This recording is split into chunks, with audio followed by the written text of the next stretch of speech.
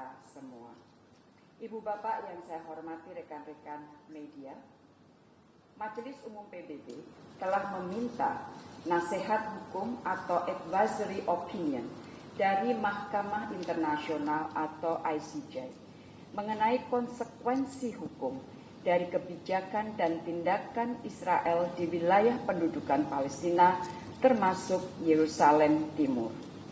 Permintaan ini telah disampaikan oleh Majelis Umum PBB ke ICJ pada 17 Januari 2023. Terhadap permintaan tersebut, ICJ telah mengundang negara-negara anggota PBB untuk memberikan masukan pandangan hukum.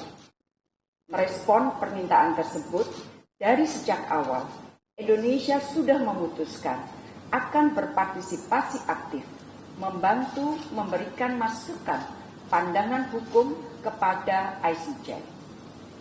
Masukan tersebut terdiri dari dua hal.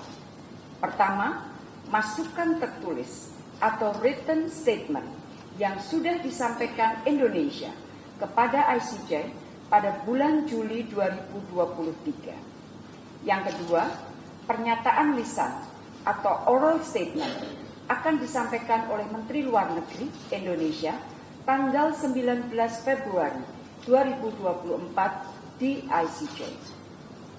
Ibu Bapak yang saya hormati, sebagai informasi, walaupun belum menjadi pihak konvensi genosida, Indonesia telah memberikan dukungan kepada Afrika Selatan untuk konvensi ICJ. Ini bukan Indonesia, adalah mencari semua cara yang memungkinkan untuk terus memberikan dukungan bagi perjuangan bangsa Palestina. Ibu Bapak yang saya hormati, pertemuan pagi ini sangat penting karena saya dan Kementerian Luar Negeri ingin mendengarkan masukan para ahli hukum internasional mengenai dasar dan prinsip hukum internasional bahwa pelanggaran Israel tidak dapat diterima. Pandangan dan masukan para ahli hukum internasional diperlukan untuk membangun legal opinion yang komprehensif dan sesuai hukum internasional untuk menunjukkan kepada dunia blatant violation of international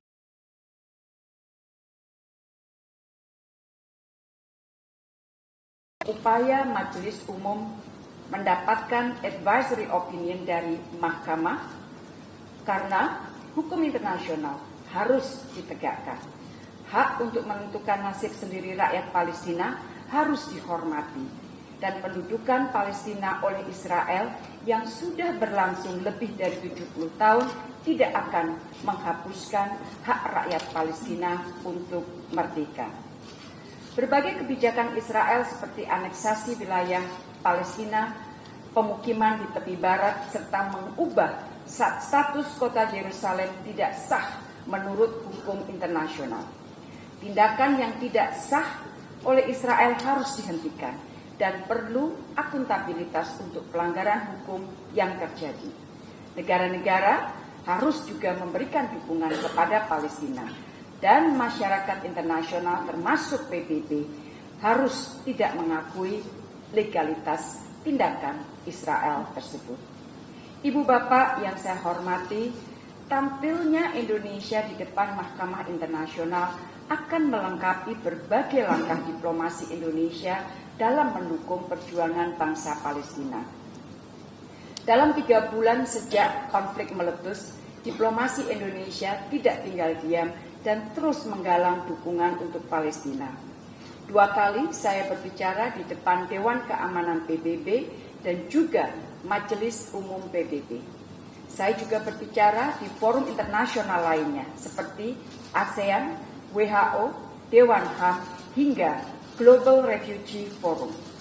Para diplomat Indonesia juga menyuarakan dan menggalang dukungan bagi Palestina di berbagai forum dan di berbagai negara.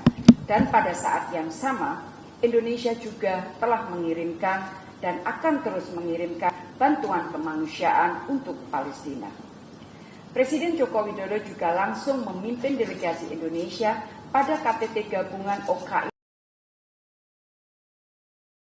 menjadi salah satu motor penggerak untuk menggalang dukungan bagi Palestina.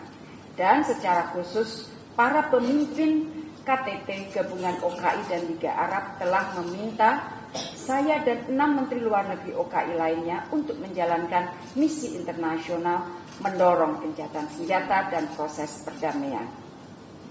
Dalam menjalankan mandat tersebut, Ibu Bapak, Komite Menlu telah melaksanakan, Komite Menlu ini adalah 7 Menteri Luar Negeri dari OKI.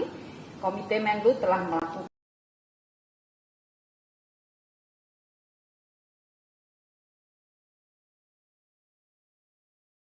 adalah 5 negara anggota tetap Dewan Keamanan, baik pada level kepala pemerintahan maupun pada level Menteri Luar Negeri.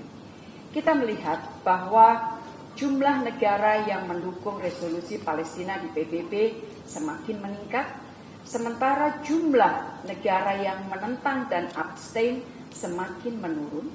Tekanan dominasi negara semakin meningkat, dan pada akhir tahun lalu Dewan Keamanan PBB akhirnya berhasil mengadopsi resolusi kemanusiaan untuk Palestina, namun semua itu belum cukup. Bagi Indonesia, gencatan senjata diperlukan dan akan menjadi game changer untuk menyelesaikan isu Gaza. Ibu Bapak yang saya hormati, 3 bulan sejak mulainya konflik, tingkat kematian tertinggi kita lihat ada di Gaza. Sekitar 23.000 penduduk Palestina tewas. Petugas medis dan fasilitas kesehatan termasuk Rumah Sakit Indonesia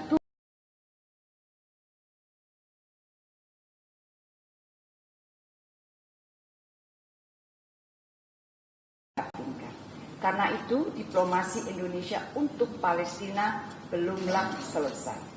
Diplomasi Indonesia harus terus berlanjut, baik dari sisi politik, ekonomi, kemanusiaan, dan juga hukum internasional, hingga bangsa Palestina dapat menikmati kemerdekaan yang sepenuh-penuhnya. Di dalam konteks inilah pandangan dan masukan dari para ahli hukum internasional diperlukan, karena hukum internasional adalah elemen penting dari politik luar negeri dan diplomasi Indonesia.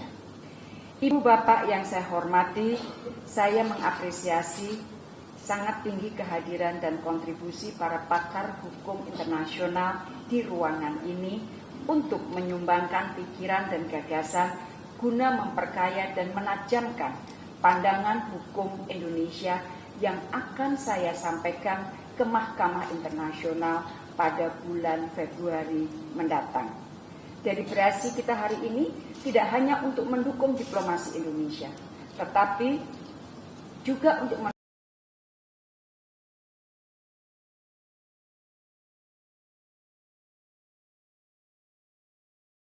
Palestina mencapai cita-cita kemerdekaannya. Akhir kata, sekali lagi saya ucapkan terima kasih banyak atas kehadiran dan partisipasi aktif Ibu dan Bapak serta para pakar hukum. Ucapkan bismillah secara resmi saya buka. Sekali lagi terima kasih dan mudah-mudahan upaya kita hari ini akan banyak manfaatnya bagi kita, bagi dunia, dan terutama bagi Palestina. Terima kasih. Wassalamualaikum warahmatullahi wabarakatuh. Terima kasih. Selanjutnya adalah sesi foto bersama. Mohon dengan Menteri, Wakil Menteri, dan para panelis